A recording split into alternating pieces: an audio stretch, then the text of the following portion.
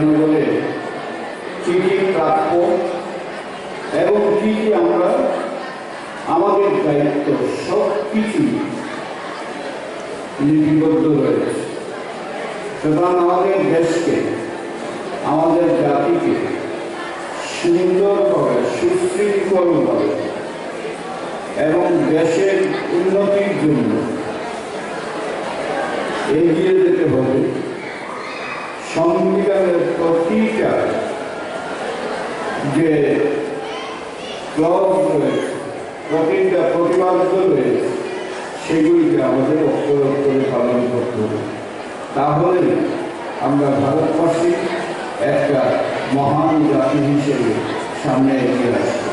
আজকে আর বড় করে বক্তৃতা দেওয়ার দিন নয়, বাচ্চারা সেখানে অংশগ্রহণ করবে। তারা অনেক পড়াশোনা করে এসছে এবং কয়েকটা ডিস্ট্রিক্ট থেকে এখানে এসছে, কম্পিটিশন হবে, সেখানে যোগদান করবে। আমি আশা করছি সুস্থ সুন্দর কম্পিটিশনের মাধ্যমে আসল জিনিসটা সেটা বেরিয়ে আসবে এবং আমরা উপকৃত হব এবং সবাই বাচ্চারাও উপকৃত হবে। এই বলে সবাইকে আমার কয়েকটি কথা বলে সবাইকে ধন্যবাদ জানিয়ে শেষ করছি। নমস্কার।